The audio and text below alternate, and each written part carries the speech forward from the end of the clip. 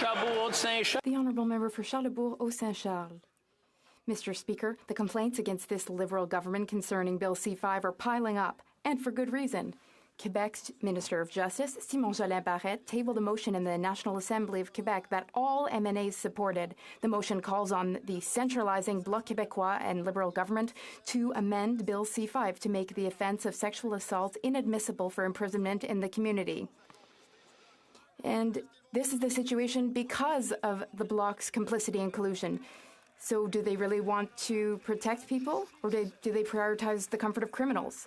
The Honourable Minister of Justice. Mr. Speaker, our government has taken action so that victims of sexual assault are treated with dignity and respect. We have produced a lot of legislation, such as C3 and C51, which made substantial amendments to the criminal code in order to protect victims.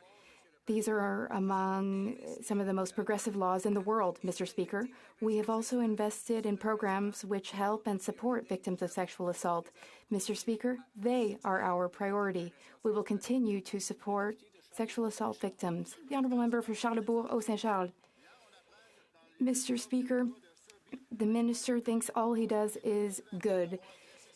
Yesterday, the media reported on the case of Sobi Akra, who pled guilty in January 2022 to sexually assaulting 8 women between 2017 and 2018. Bill C-5 is the brilliant idea of the Prime Minister with the complicity of the Bloc Québécois, and it makes it possible for this criminal we heard about to serve his sentence in the comfort of his own home. The Prime Minister claims to stand up for the best interests of Quebecers, but C-5 is clearly very problematic.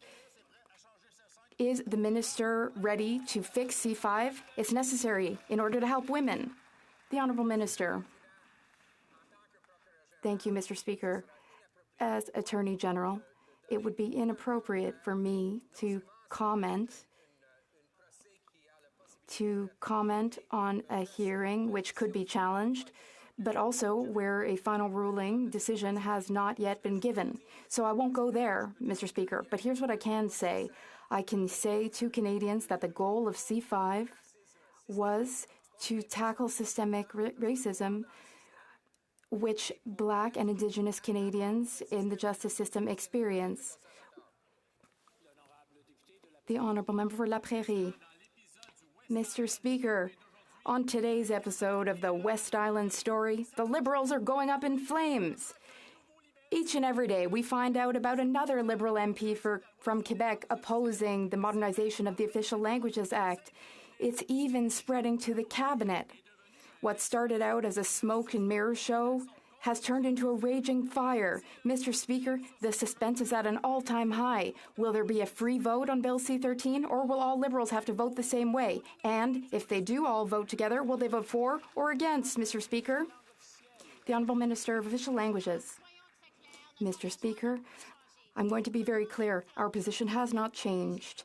We will do everything to protect and promote French everywhere in Canada, including in Quebec. We will also protect all official language minority communities. And I'm following this work very closely. Mr. Speaker, our bill will ensure that the Official Languages Commissioner will have strengthened powers so that federally regulated businesses in Quebec and outside Quebec in Francophone areas, in these businesses, employees will be able to work in French and Canadians will be able to be served in French. Thank you, Mr. Speaker. The Honourable Member for La Prairie.